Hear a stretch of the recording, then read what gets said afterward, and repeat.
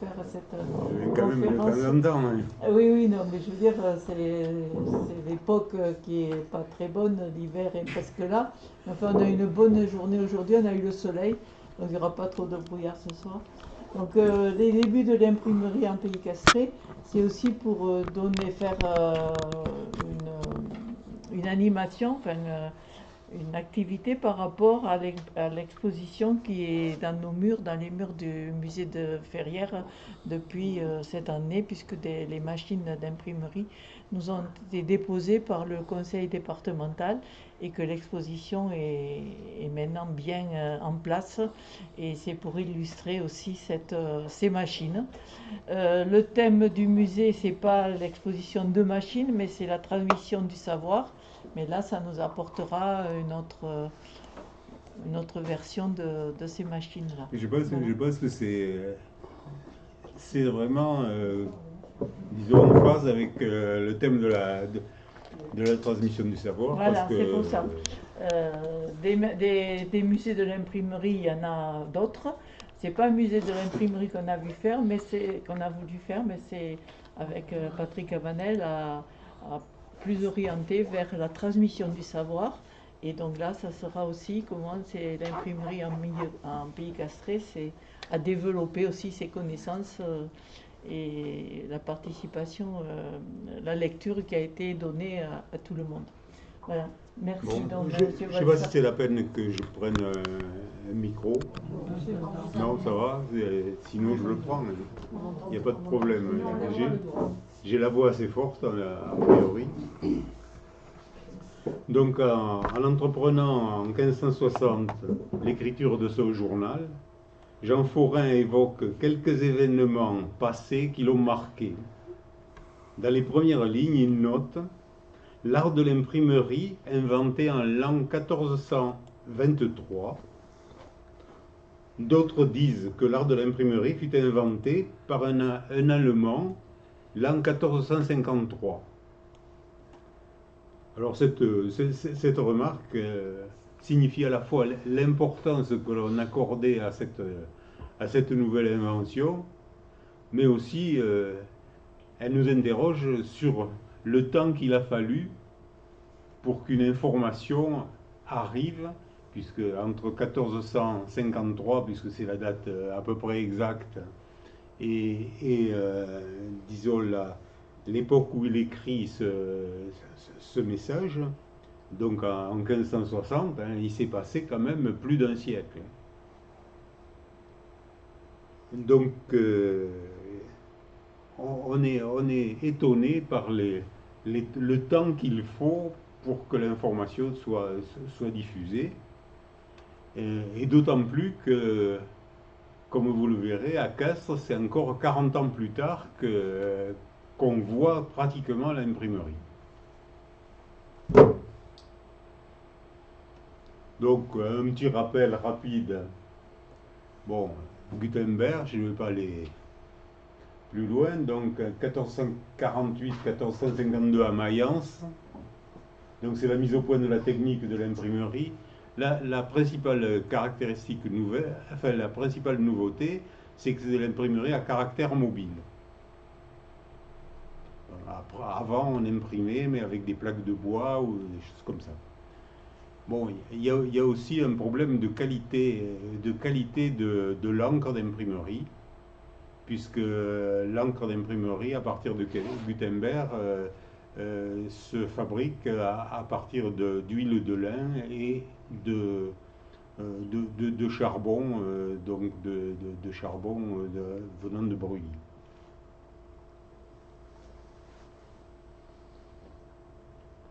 Donc, on donne généralement la date de 1455 comme date de début de l'imprimerie en Europe.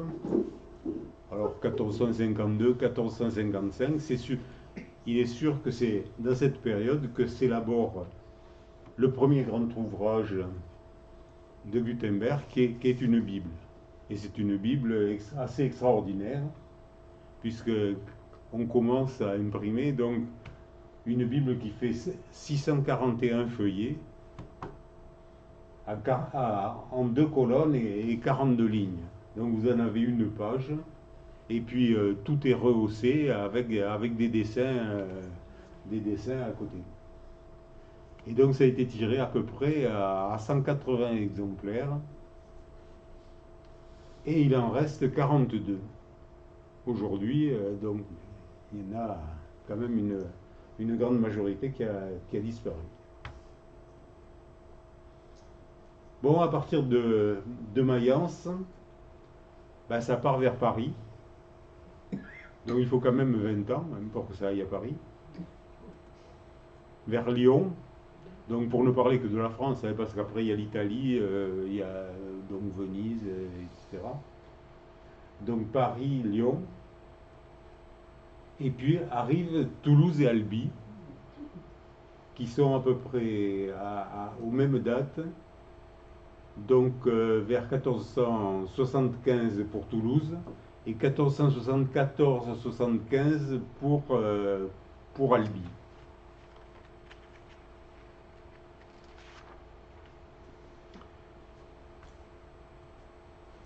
Bon, pour Albi, ben, l'implantation dans une petite ville peut surprendre. On la doit à deux évêques donc, qui sont le cardinal Geoffroy et Louis d'Amboise. Bon, je n'insisterai pas là-dessus, mais le cardinal Geoffroy, il a été docteur en droit à Pavie, en Italie. Il a été professeur dans cette université. Il a été au service du duc de Bourgogne, Philippe le Bon, puis de Louis XI, puis évêque d'Arras, avant de venir à Albi. Et en plus, c'était un érudit et un très grand amateur de livres. Louis d'Amboise, de son côté, il est issu d'une grande famille de Touraine, ambassadeur du roi, lieutenant général de Louis XI en Aquitaine, Roussillon, Cerdagne et Languedoc, conseiller intime du roi, et évêque d'Albi, 1473-1502. Donc c'est un homme de gouvernement, un homme d'action. Donc ce sont les deux prélats qui ont été à l'origine d'une brève apparition de l'imprimerie à Albi. Donc il y a deux ateliers successivement qui se sont succédés, celui qu'on appelle l'atelier de l'Aeneas Silvius. C'est le nom de la première œuvre qui a été imprimée, tout au moins la première œuvre connue. Et puis ensuite un deuxième,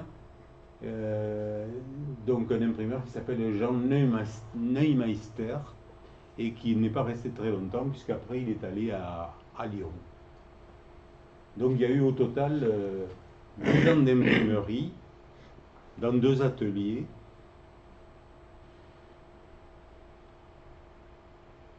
Donc celui de l'Aeneas Silvius, bon, une petite anecdote,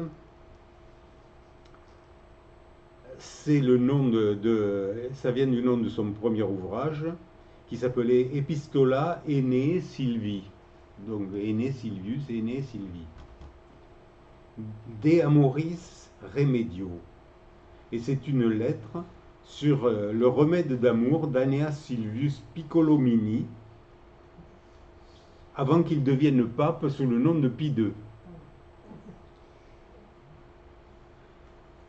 Donc Pie II, ben, avant d'être pape, il a d'abord écrit un roman d'amour quelque peu érotique qui raconte l'histoire de deux amants, Euryale et Lucrèce. Et il est appelé donc dans cet ouvrage à donner des conseils de guérison à Hippolyte de Milan, donc le duc de Milan, qui était tombé malencontreusement amoureux d'une prostituée. Donc ce livre présente la femme comme la créature de tous les dangers, aliment du diable imparfait, inconstant et trompeur. Donc c'est cet antiféminisme qui a fait le succès de l'ouvrage. Donc le premier atelier, on connaît à peu près 10 ouvrages, dont un assez grand nombre est conservé à Albi, à la médiathèque Pierre Amalric d'Albi. Le deuxième atelier, c'est celui de Jean Neumeister. Donc, il était passé par l'Italie, puis ensuite, enfin, il a beaucoup bougé. Il est passé par l'Italie, puis il est allé à Mayence, donc où il s'est formé à l'imprimerie. Et il s'est installé à Albi, qu'il a quitté pour Lyon, où il meurt en 1510. Bon, c'est un phénomène très passager. 10 ans, au-delà, il n'y a plus d'imprimerie à Albi pendant 2 siècles. Puisque c'est en 1670 qu'a été créée une nouvelle imprimerie à Albi. Et c'est assez ahurissant quand on voit les temps. Donc voilà les problèmes de la transmission. Bon, pas des savoirs, mais des informations.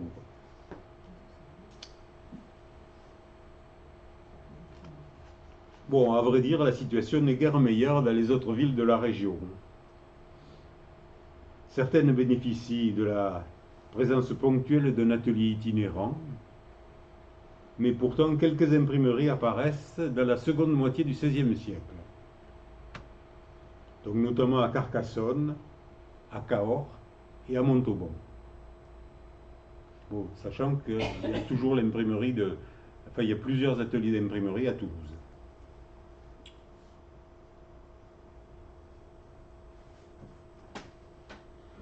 Donc le mérite d'avoir établi la première imprimerie en pays castré revient à un seigneur des environs de Castres que vous connaissez bien, je pense, Guillaume le Notonnier, sieur de Castelfranc. Donc cadet d'une famille protestante originaire du Rouergue, entré en possession de la seigneurie de Castelfranc au début du XVIe siècle, il naît le 15 juillet 1560 au château de Lourmarié, à côté de Vénèse. Il étudie la théologie à Lausanne et revient exercer son ministère à Réalmont, puis à Vénèse et Montredon. Et il participe aux députations des églises du Languedoc dans les synodes, les assemblées de l'époque. Très tôt, il manifeste un grand intérêt pour les mathématiques et l'astronomie. Parallèlement à son ministère, il consacre une partie de son temps à enregistrer des mesures astronomiques et à rechercher un moyen de calculer les longitudes. Il met au point une méthode fondée sur ce qu'il appelle la déclinaison de l'aimant, c'est-à-dire l'angle formé par la verticale et l'aimant, mais c'est un aimant qui peut bouger dans tous les sens, disons, qui n'est pas fixé horizontalement. Bon, il a fait de grandes études sur le sujet. Alors, je crois que ce n'est pas le lieu d'aborder ici si ces calculs sont corrects ou pas, si ces théories sont correctes ou pas. Elles ont été beaucoup critiquées par la suite, mais enfin, à ce moment-là, ça a été enfin, le résultat de ces travaux a été considéré comme une innovation importante. Et donc, il décide d'élaborer un premier ouvrage, et ce premier ouvrage, pour l'imprimer, il s'adresse d'abord à un Toulousain, un imprimeur toulousain, Raymond Colomiès, dont la famille exerçait le métier dans la ville depuis 70 ans, et 3 générations, donc c'était un homme d'expérience. Mais l'élaboration de l'ouvrage qu'il considère comme le chef-d'œuvre de sa vie s'avère fort complexe. Il comporte de nombreux schémas et tableaux, et son auteur tient à lui donner une présentation prestigieuse. On va le voir rapidement. Sans doute veut-il alors en surveiller l'impression au jour le jour. En accord avec l'imprimeur, il n'hésite pas à faire venir à grands frais de Toulouse, dans son château de Lourmarié, une presse, des caractères et des ouvriers. Donc il a déplacé un atelier à Lourmarié. Donc voilà la première page de cet ouvrage. Alors cet ouvrage, on n'en trouve pas partout. On en trouve donc, je vais vous dire grosso modo, pour les avoir à peu près tous vus dans la région, on en trouve, il n'y en a pas du tout à Castres et dans le sud du Tarn. Il y en a plusieurs exemplaires à Albi, à la médiathèque Pierre-Amalric.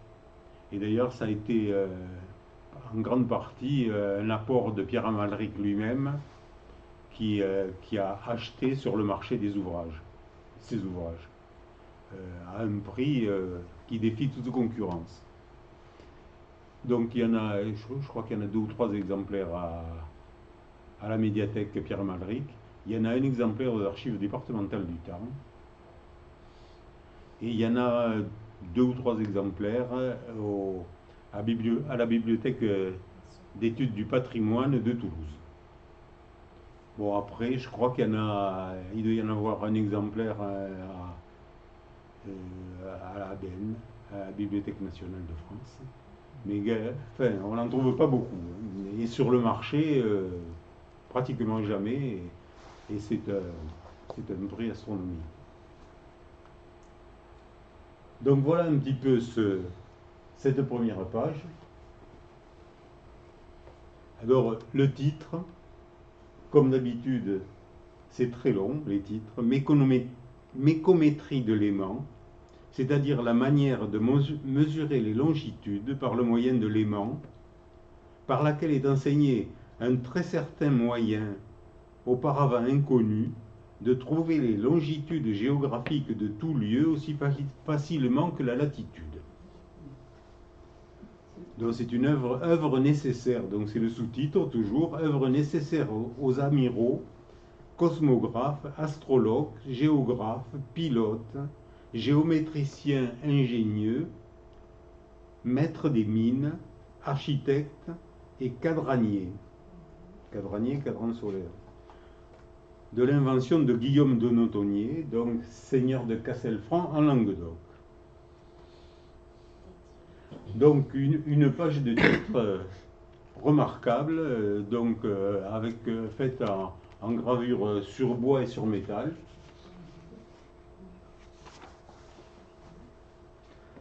Donc on voit en haut Henri IV sur son cheval, de un château, et c'est Henri IV à la bataille d'Arques.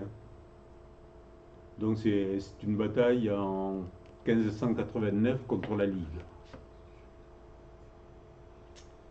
Tout autour, des vues générales sous forme de médaillons de 10 villes de France.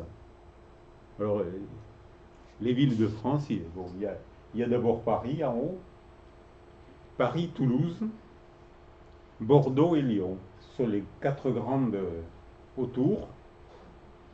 Et ensuite, Marseille, Amiens, Montpellier, Tours, Castres et Poitiers. Ben oui. On est un peu chauvin. Hein.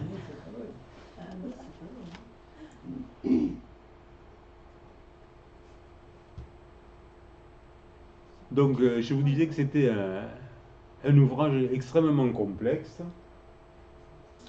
Donc, il y a plusieurs parties, il est en 3 parties. Il y en a un qui s'appelle, et d'ailleurs, c'est pas toujours facile de trouver les parties. Pour l'avoir pas mal compulsé, je peux vous dire que c'est pas très facile. Donc, il y a le premier ouvrage s'appelle La mécométrie de l'aimant. Et il comprend une première mécométrie, une seconde mécométrie. Alors la première mécométrie est constituée elle-même de 3 livres. un premier livre de théorie, un deuxième livre de pratique. Alors, premier livre de théorie dédié au roi Henri IV. Le deuxième livre, c'est un livre de pratique qui est dédié à Sully. Vous voyez qu'il a choisi ses... Le troisième livre, c'est un livre de définition des instruments qui est dédié au prince Maurice, lieutenant général pour les États des Provinces-Unies des Pays-Bas.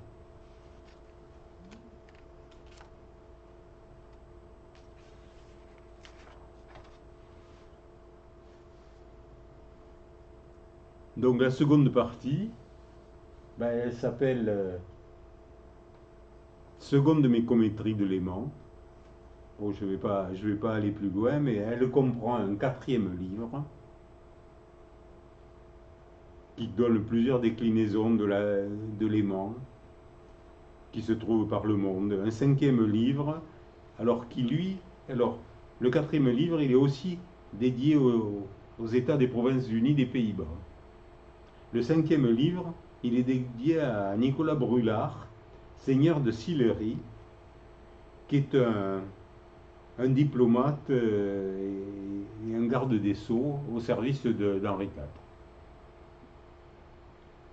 Le sixième livre, il est dédié à Monseigneur de Calignon. Et il comporte, il montre comment on utilise les instruments, grosso modo. Je ne vais pas aller dans le détail, parce que sinon on n'en finira pas. Le deuxième sous-ensemble s'appelle mécométrie, arithmétique de l'aimant.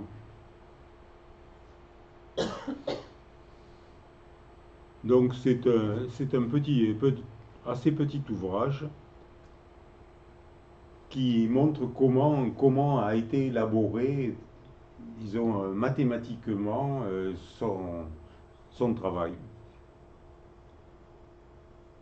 Et le troisième sous-ensemble, qui s'appelle la mécographie de l'aimant, c'est un peu barbare comme nom, tout ça. Il comprend des descriptions des longitudes qu'il a calculées un peu de tous les points du monde.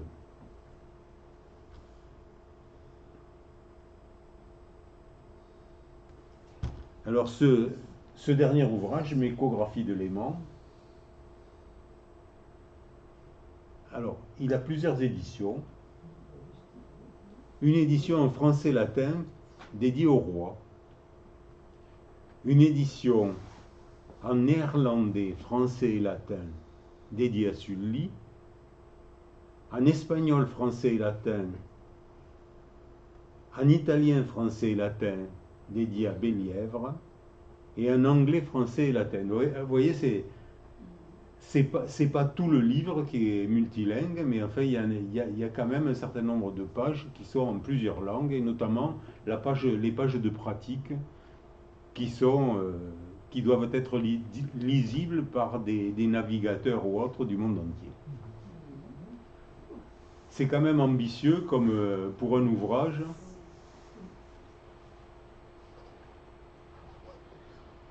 Alors, les dessins. Donc la première page de la mécographie. Donc vous voyez, là c'est l'édition néerlandaise, 10 mécographies, etc. Et tout autour, il y a des petits dessins d'îles de tous les pays, de toutes les régions du monde.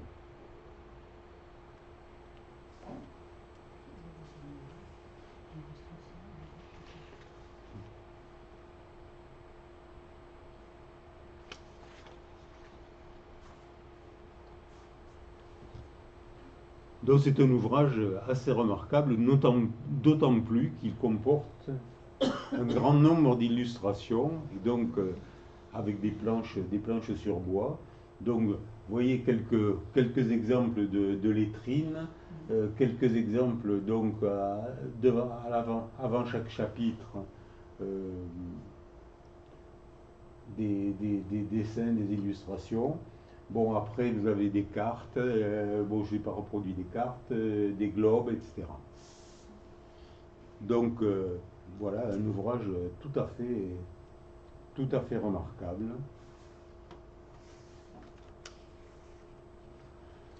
Dont les mentions portées dans les sous-ensembles confirment le temps mis à l'élaboration de l'ouvrage, puisque, suivant les parties, il y a des dates. Donc, il y en a qui sont datées de 1602, 1603 et 1604.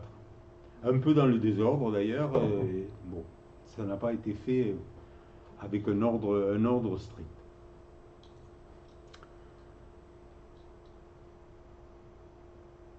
Alors là, ce qu'on peut voir également, c'est que au début, on voit que ça a été fait à Toulouse, ensuite à Toulouse et à Venise, et ensuite à Venise, suivant les dates. Bon, la réalisation n'est pas exempte de critiques. Il y a une complexité du plan d'ensemble, multiplicité et erreurs de pagination, hétérogénéité des traitements, des titres, quelques errata. Le travail des relieurs, par la suite, c'est aussi avéré délicat. Suivant les tomes, il y a des inversions de parties qui ont eu lieu. Mais enfin, c'est vraiment un ouvrage remarquable et qui est grand comme ça, hein, et qui a 400 ou 450 pages. Donc c'est vraiment un monument.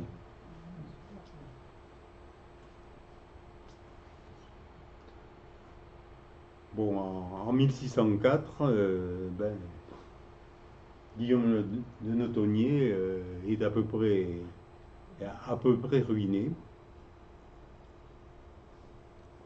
Il se résout à vendre rapidement le matériel de l'imprimerie qu'il venait d'acquérir depuis peu. Donc 50 000 caractères, pesant 3 quintaux, des outils et meubles lui servant de complément. Donc il décide de tout vendre et il cherche un acheteur. Donc le consulat de Castres, convaincu de l'intérêt d'une telle reprise, recherche un candidat. Il reçoit l'offre d'un certain Pierre Fabry, qui est imprimeur à Cahors. Alors, il n'est pas patron d'une imprimerie, mais il travaille dans une imprimerie à Cahors. On peut penser qu'il avait fait son apprentissage chez l'imprimeur local Jacques Rousseau et avait obtenu dans cette ville une reconnaissance de capacité. Pierre Fabry peut juger qu'il existe à Castres un marché suffisant. La ville abrite un diocèse. Alors, quand on parle de diocèse, il faut essentiellement parler de diocèse civil. C'est-à-dire, c'est le conseil général, entre guillemets. Une chambre de l'édit, qui apporte un peu de travail aussi. Un collège important. Et donc, il peut penser qu'avec ces éléments, plus l'ensemble administratif d'une ville, il faut bien se rendre compte que dans la ville, on n'est pas habitué à utiliser l'imprimerie. Donc on fait tout à la main, donc ça ne vient pas du jour au lendemain.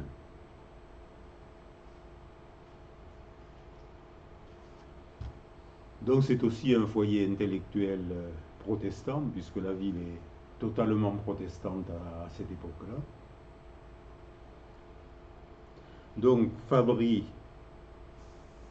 n'offrant pas les garanties suffisantes pour réaliser son achat, il n'a pas d'argent, il sollicite les consuls afin qu'ils l'aident à s'installer en ville.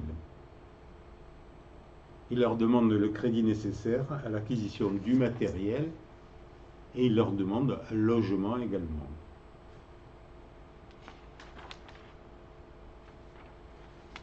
Donc dans sa séance du 17 décembre 1604, le conseil particulier de la ville donne avis favorable et décide, alors je cite, pour rendre la dite ville d'autant plus célèbre, décorée et commode, la dite imprimerie serait dressée par les soins de maître Fabry.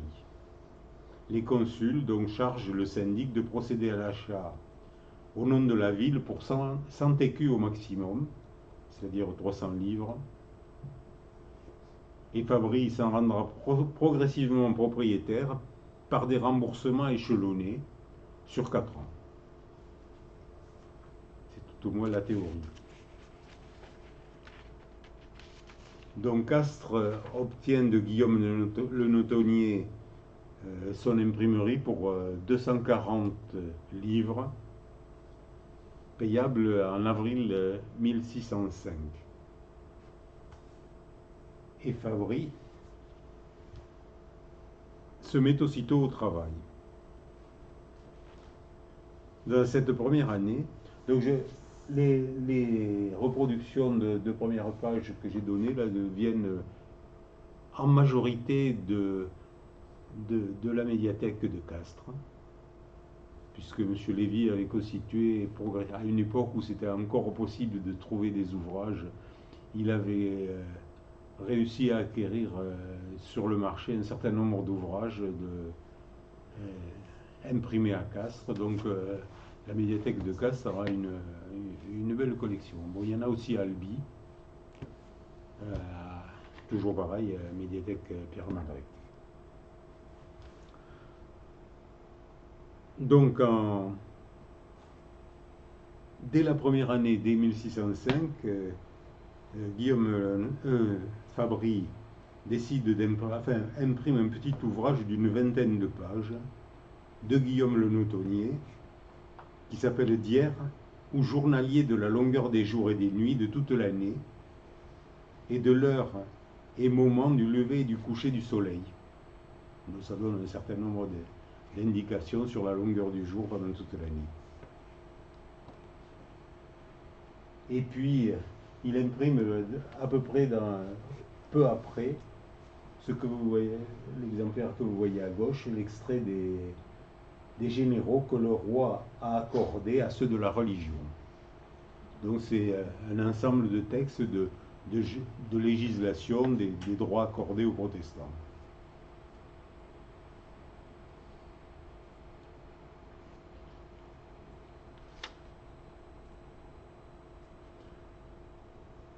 Il édite ensuite un livre beaucoup plus volumineux,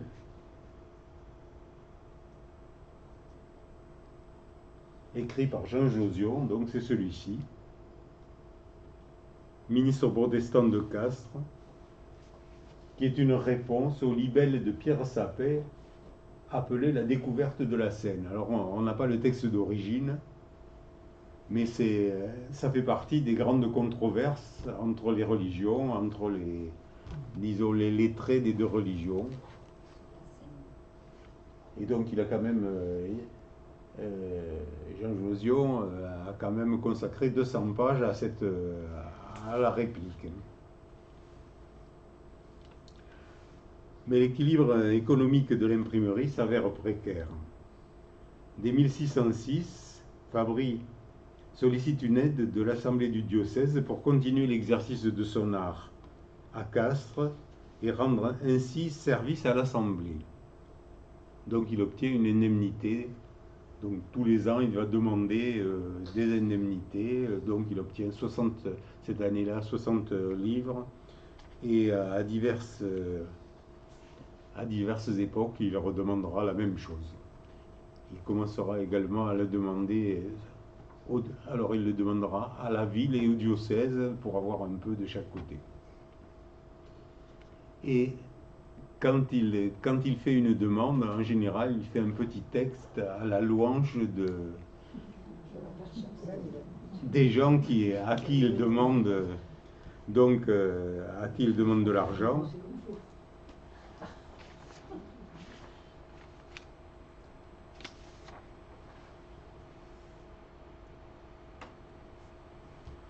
Donc le travail de l'imprimerie est fort limité. Il n'y a pas grand-chose, il n'y a pas énormément de travail à faire. Il y a quelques textes administratifs, hein, mais ça ne va pas très loin. Les ouvrages, il n'y en a pas énormément. Donc il y a quelques textes pour la chambre de l'édit, vraisemblablement.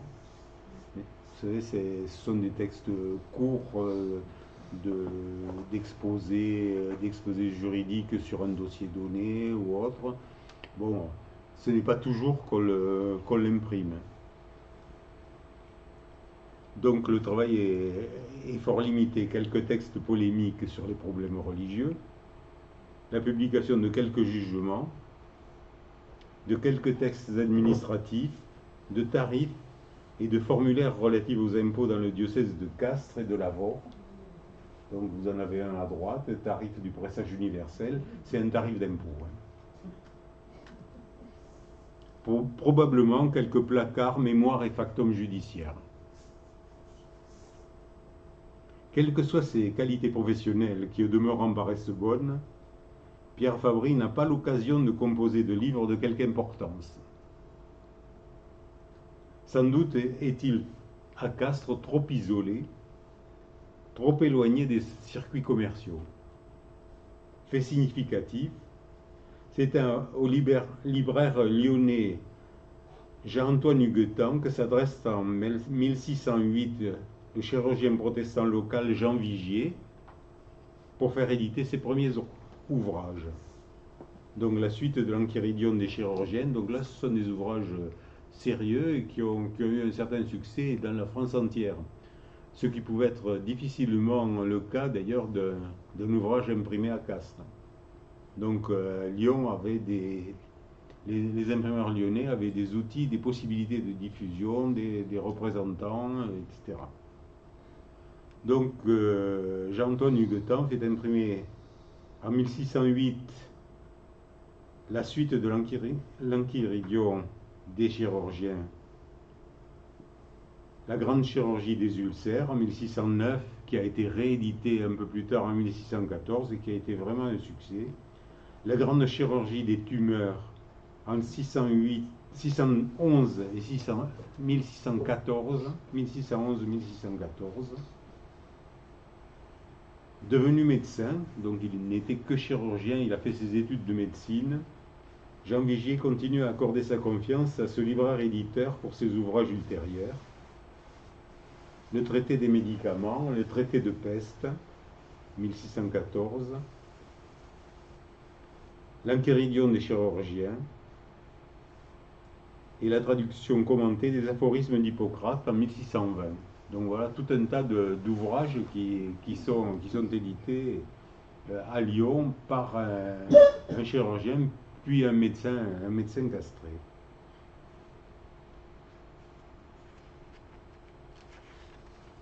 Donc nouvel appel du diocèse au diocèse en 1610. Cette fois, il réclame 100 livres. Et dit-il, pour justifier cela, il dit l'imprimeur réclame de le gratifier pour le tarif qu'il a fait au présent diocèse et eu égard au grand travail qu'il y a employé et qu'il ne lui a été payé pour l'impression que la somme de 100 livres, ce qui est bien peu. Et d'ailleurs, il a donné à la compagnie un imprimé d'un discours à la louange du diocèse. Alors, donc, il estime avoir besoin, donc d'une part, il estime de ne pas avoir été assez payé, et d'autre part, comme il a fait un discours à la gloire des gens, des représentants du diocèse civil, toujours, il demande quelque argent de plus. Et le diocèse, lassé par ces demandes incessantes, l'a renvoyé à l'année d'après. Donc en 1612, 60 livres lui sont à nouveau octroyés. Donc vous voyez, un imprimeur n'arrive pas à vivre, quoi.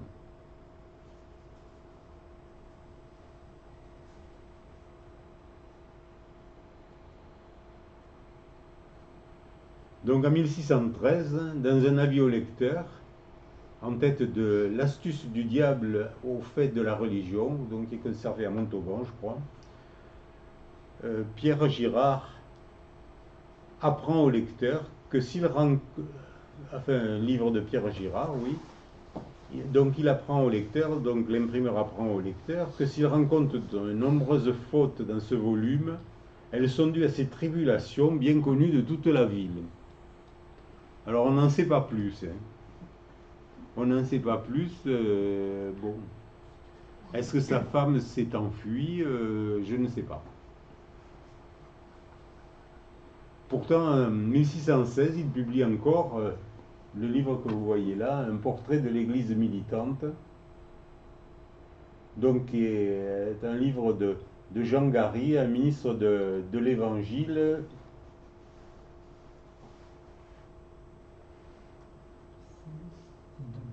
Alors, de Saint-Antonin, je crois, hein, oui. C'est ça. Donc voilà. En mars 1617, pour une cause inconnue, il quitte Castres. On ne le revoit plus. Et il part à Montauban. Donc ça s'est passé le 25 mai. Il abandonne à Castres sa petite fille aussi également, qu'il n'a pas prise avec lui, sans secours ni aide. Les consuls la mettent en pension, donc c'est comme ça qu'on le sait, c'est parce qu'il y a une intervention des consuls qui la mettent en pension aux frais du bureau des pauvres et lui font confectionner une robe et 2 chemises car elle était toute nue. Voilà un peu la fin du premier imprimeur castrais. C'est pas très, très brillant, mais...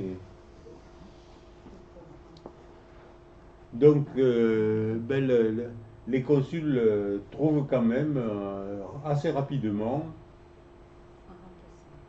un remplaçant qui s'appelle Mathurin Bretin.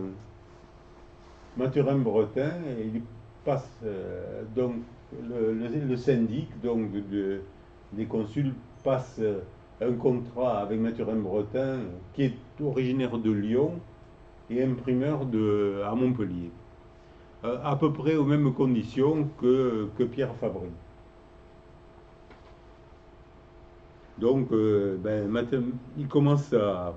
Donc, il devrait payer. Donc, il ne paie pas au départ son imprimerie, le matériel d'impression, mais il s'engage à le payer sur 3 ans. Ce qui n'est pas évident d'ailleurs. Et donc, comme le matériel est passablement usé, il demande qu'une partie des caractères soit réformée et regravée, ce qui sera fait sous sa responsabilité, et il devra en payer, les consuls paient l'ensemble des travaux faits, mais il devra rembourser le tout sur 3 ans. La première production de Mathurin Bretin, connue tout au moins, est en 1618 un discours destiné à l'assiette du diocèse. Alors bon, comme son prédécesseur, l'imprimeur souhaite montrer son savoir-faire. Il remarque, et l'imprimerie n'étant un des moindres ornements, ainsi qu'un des plus singuliers, des plus exquis et des plus utiles, ayant été sur le point d'être éteinte en cette ville, vous avez fait paraître que c'était un des plus grands désirs qu'elle y fût conservée et remise, voire avec plus de lustre et d'éclat que ci-devant. J'ai eu l'heure et l'honneur d'y avoir été employé et ai commencé d'y travailler avec tout soin et diligence. Donc il a de bonnes résolutions. Bon, c'est un peu à la gloire des consuls également, toujours dans le même but. Donc 2 petits ouvrages de débat entre catholiques et protestants suivent en 1619 et 1620. Curieusement, dans un autre livret de la même veine, apparaît toujours en 1620 un imprimeur du nom de Jean Bretin. C'est celui qu'on voit mal, puisque la photo est très mauvaise. Alors on ne sait pas si c'est quelqu'un qui l'a aidé, quelqu'un de sa parenté qui l'a aidé, ou s'il y a eu une erreur. Enfin, ça paraît curieux qu'il y ait eu une erreur. Donc c'est pour lui que les consuls de la ville entreprennent en 1620 des travaux dans une maison de la rue du Palais pour la lui confier.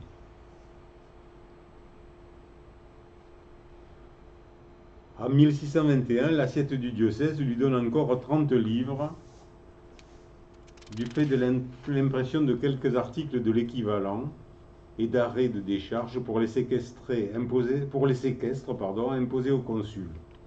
Donc toujours des documents administratifs. De même, 50 livres par le diocèse l'année suivante. Mais la carrière de l'imprimeur s'interrompt brutalement peu après.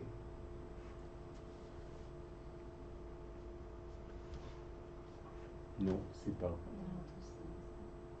Voilà. Alors,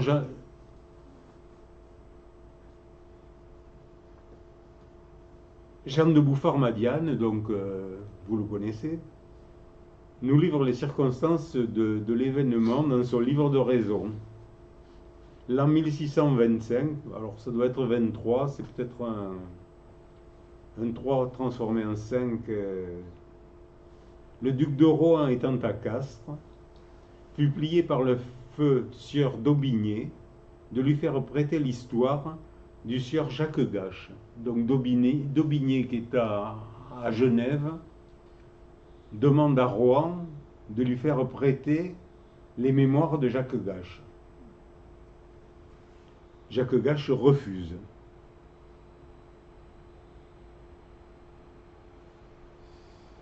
Et le duc donc pria donc messieurs de la Garrigue et de Madiane de traiter avec un garçon adroit et intelligent que la ville accommodait de son imprimerie fournie de bon caractère.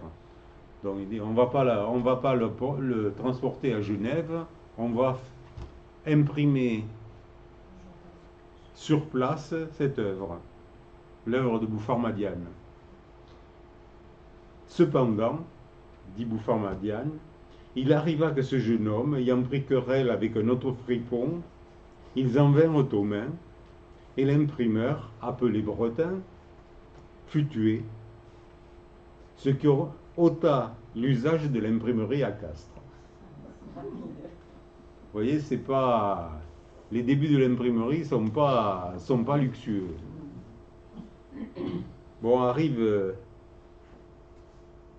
un autre imprimeur pendant 2 ou 3 ans, dont on ne sait rien, c'est Jean Viala. Alors il faut dire qu'à partir de 1628, il y a eu la Grande Peste. Alors je ne sais pas s'il est mort ou pas, mais en tout cas il ne réapparaît pas. Et on a quelques traces de celui-ci, mais on ne sait pas ce qu'il a fait.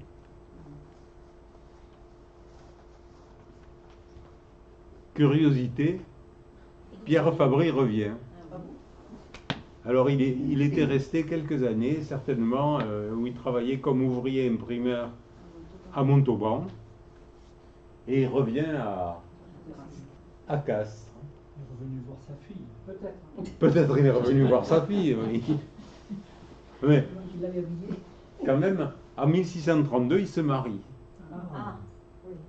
Un beau mariage protestant. Donc, bon, alors, on a quelques éléments. Donc, il épouse Esther Roquefort, veuve de Jean Rouquet, praticien. Donc, c'est un bon mariage, quoi. Surtout quand on sait comment il est parti la première fois, quoi. Mais sa situation n'est quand même pas reluisante parce que en 1630, il avait dû demander au bureau des pauvres de l'assister car il venait d'être victime d'un vol. Et le bureau lui a accordé à titre de dédommagement 4 livres. Donc ça veut dire que c'était pas grand-chose, quoi.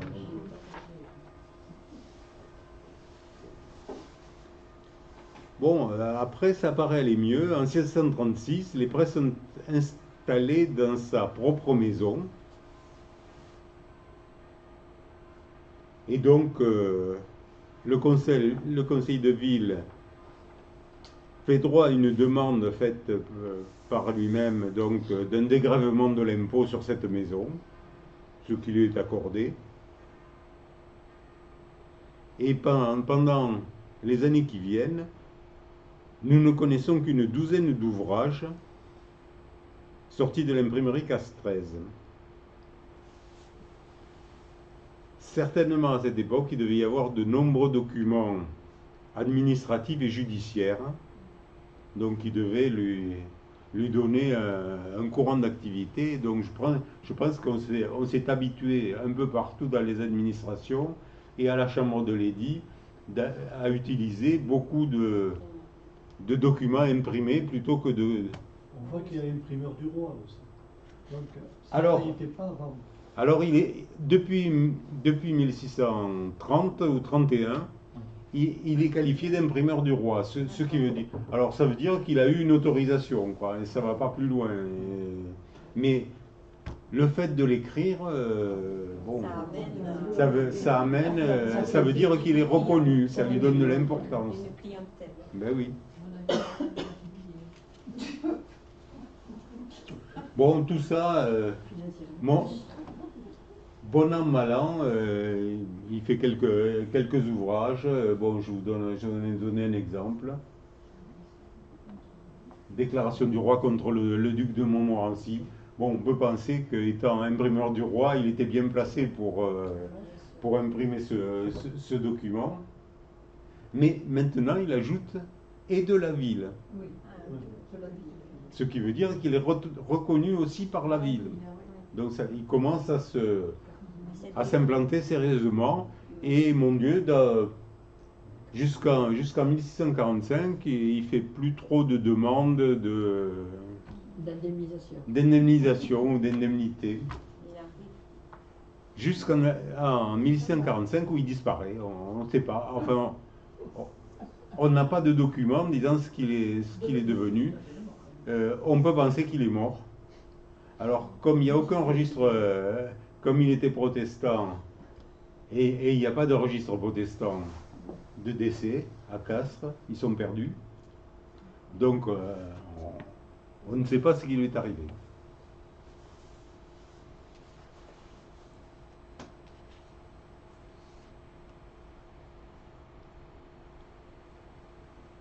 Bon,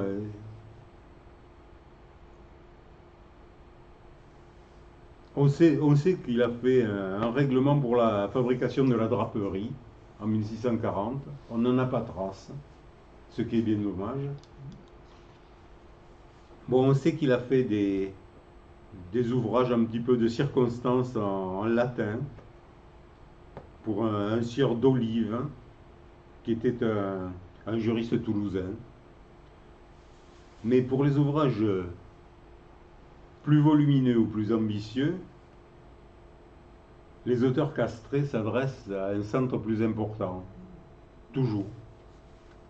C'est à Toulouse, chez Colomiès, que David de Fosse, conseiller du roi et contrôleur de son domaine au comté de Castres, fait imprimer en 1639 son traité du comté de Castres, qui est un traité juridique.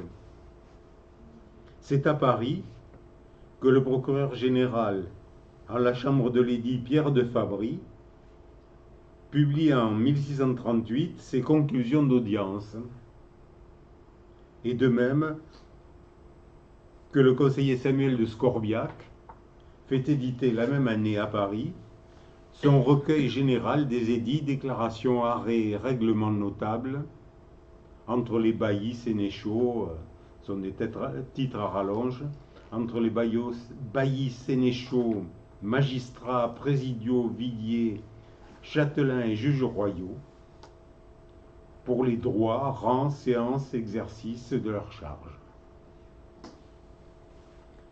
Donc voilà un petit peu les ouvrages de prestige. Ben, ils ne sont pas imprimés localement. Après, bon, il y a des ouvrages, des documents administratifs ou après des petits ouvrages.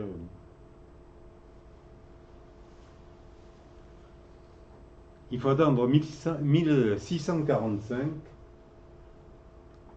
pour que la situation change. Alors, désormais, le consulat est moitié catholique, moitié protestant.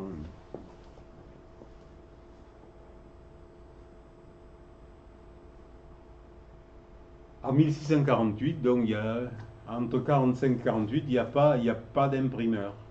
Et en 1648, les consuls répondent favorablement à la proposition d'Arnaud Colomiès, donc une grande famille d'imprimeurs toulousains, hein, puisqu'ils avaient travaillé dès le début du siècle à Castres, ou tout au moins à Vénès. Et donc, les consuls répondent favorablement à la proposition d'Arnaud Colomiès, maître imprimeur et libraire de Toulouse, qui était catholique, d'établir une imprimerie et une librairie dans la ville. D'ailleurs, librairie, c'est une nouveauté. Hein.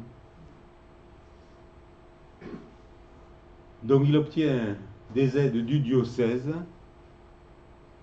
qui lui accorde 200 livres, et de la municipalité castraise, 75 livres et des avantages.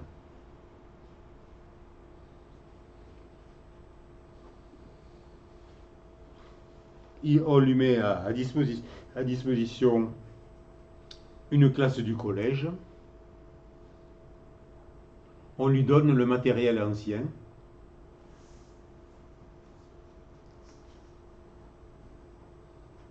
Et donc, dès l'origine, il est prévu que l'imprimerie sera tenue par un employé d'Arnaud Colomiès, appelé Bernard Barcouda. Et donc, pendant les premières années, c'est Arnaud Colomiès qui signe officiellement les ouvrages, parce qu'il a le droit d'imprimer, alors que Bernard Barcouda ne l'a pas encore. C'est assez long. Il faut que le roi prenne position. Et donc, dans les premières années, comme vous le voyez, donc vous avez 3 ouvrages qui sont imprimés à Castres chez Arnaud Colomiès. Et donc, désormais, il y a une nouvelle génération d'auteurs qui acceptent de se faire imprimer à Castres. Pas totalement, mais donc on trouve les Antiquités de Castres. Dans les Antiquités de Castres, c'est le grand livre de Pierre Borel,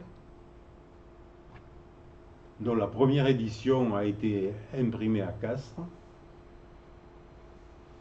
Vous avez un traité de peste d'un médecin castré qui s'appelle Gabriel Ducrot. Et vous avez l'histoire et les observations médico-physiques de Pierre Borel également. Donc 2 ouvrages de Pierre Borel qu'il fait imprimer à Castres.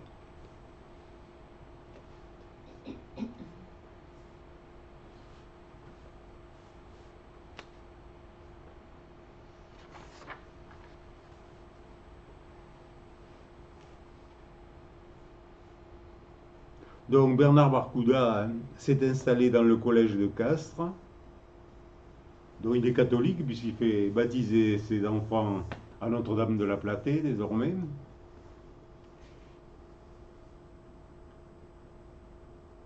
Les programmes de l'imprimerie castraise sont maintenant plus ambitieux. Donc comme on l'a vu, de 48 à 53, il produit 2 ouvrages importants de Pierre Borel. le traité de peste de Gabriel Ducrot, et puis des rééditions d'un certain nombre d'ouvrages, Quatrain des sieurs de Pibrac, des tablettes ou Quatrain de la vie et de la mort de Pierre Mathieu, etc. Et enfin, des rééditions de toute une série de sermons du prédicateur protestant castré Raymond Gache.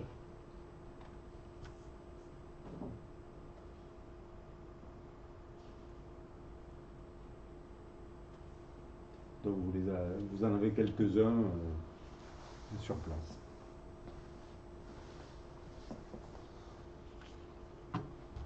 En 1652, Arnaud Colomiès laisse l'entière responsabilité de l'imprimerie à Bernard Barcouda. Ce dernier a obtenu donc finalement ses lettres de patente et il s'intitule aussitôt imprimeur du roi. Il signe cette année-là son premier livre, une réédition du traité de... Alors, 52, c'est une période où il y a une résurgence de la peste. Petite, mais... donc les traités de peste refleurissent à ce moment-là. Et donc, lui, il en fait une nouvelle édition d'un traité de peste d'un médecin spagyriste, c'est-à-dire alchimiste, de Castelnaudary.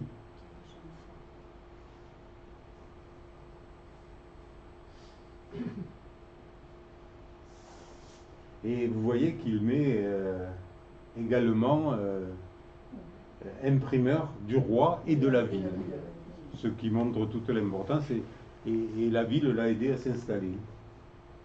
Et alors, un élément plus curieux,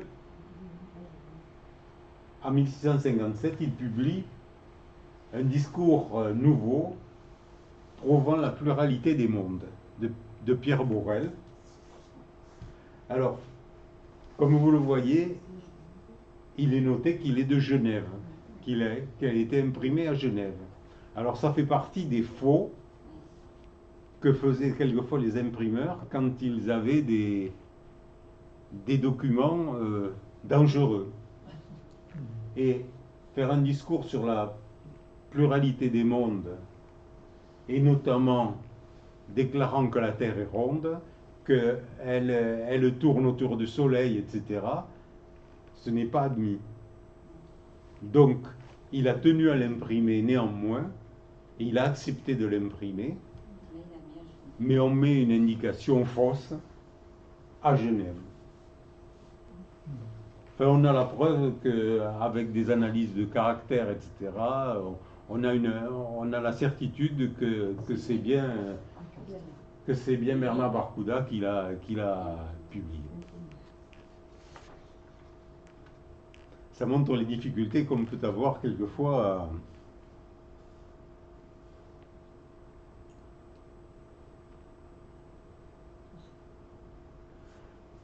Donc progressivement, à partir des années 1660, on voit apparaître des ouvrages catholiques.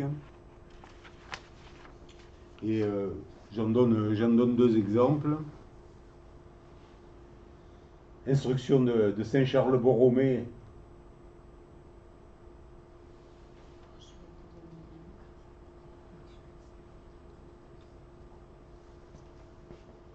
Et ensuite des ordonnances et des statuts donnés par l'évêque de Castres.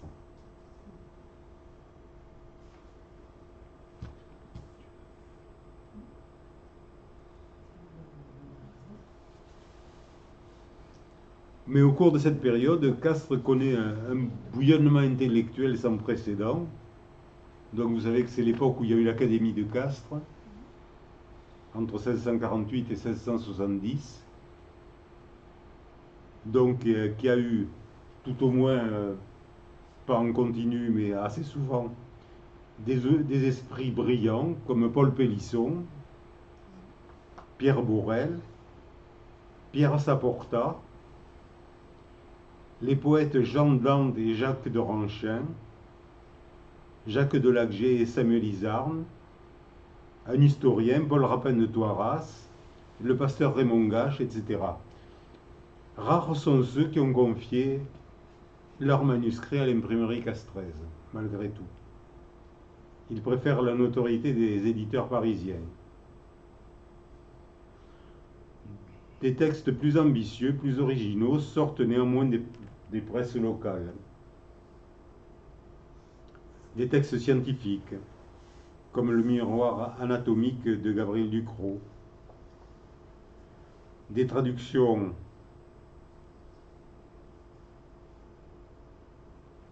commentées d'un ouvrage du médecin juif portugais Zacutus.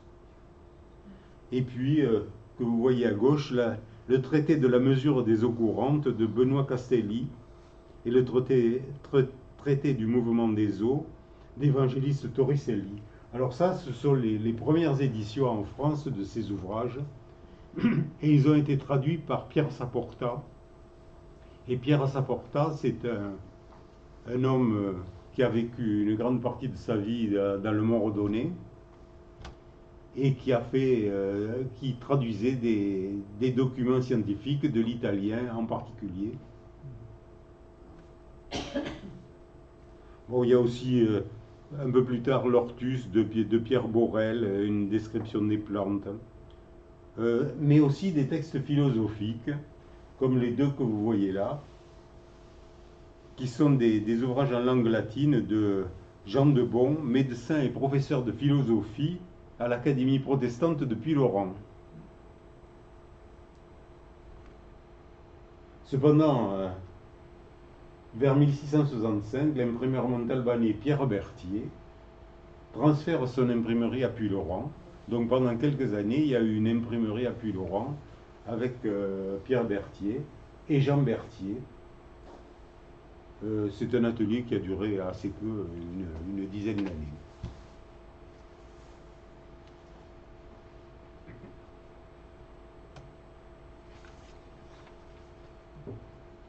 Donc on a l'impression que maintenant l'imprimerie s'est à peu près implantée, qu'elle a des ouvrages qui sont plus ambitieux, qu'elle a pas mal de travail venant du diocèse religieux, du diocèse civil, de la Chambre de l'édit jusqu'en 1670, parce qu'après elle n'est plus à Castres,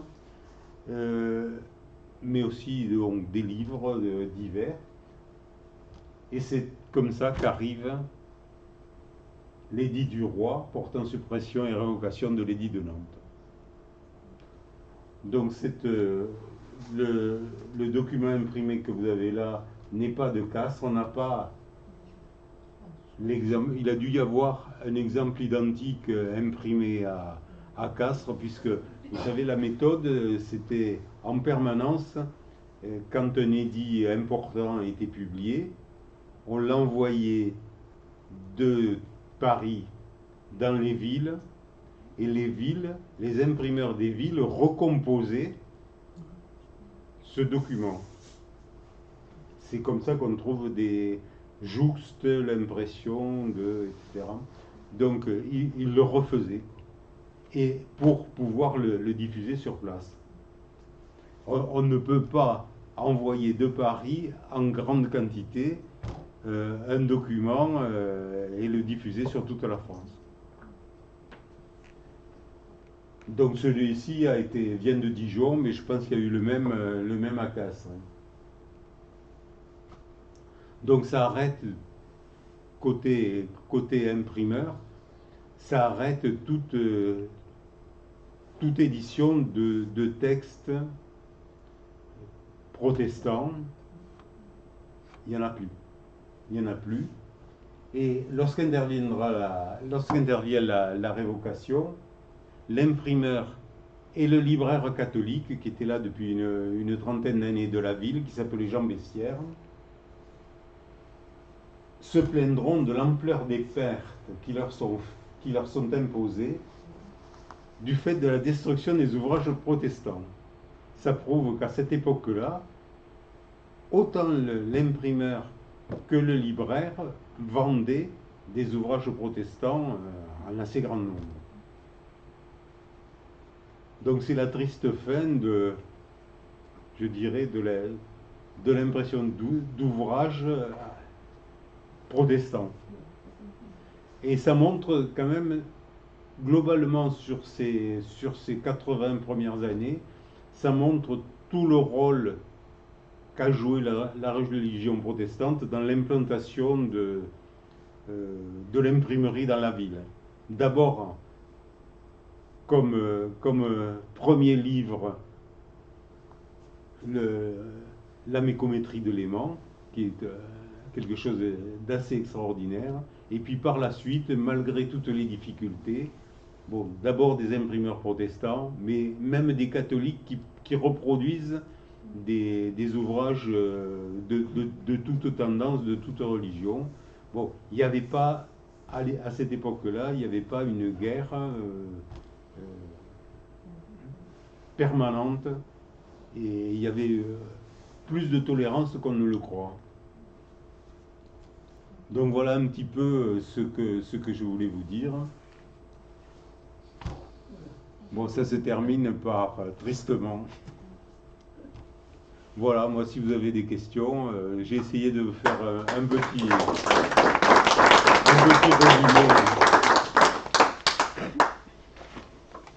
résumé de ces débuts difficiles de l'imprimerie à Castres.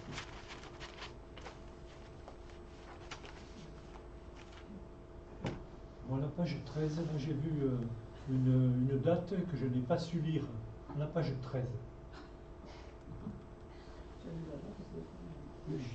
Celle-là. Non, c'est le chiffre du Je crois que c'est... Alors c'est 1608. Ah oui, mais ça c'est un M. D'accord. Ah oui, ça c'est un... Oui. Non, parce que souvent, dans la bibliothèque, on a eu trouvé ce genre de choses. Et pour le noter sur l'ordinateur, on n'arrivait pas à le lire. Ah oui, oui, mais C'est un M. c'est un M. Ça, c'est un M alors. Ouais. Mais, Alors je ne sais pas pourquoi après, je sais pas, là, je sais Oui. pas pourquoi le 6. Enfin, ce qui est certain, c'est que c'est de 1608. Hein.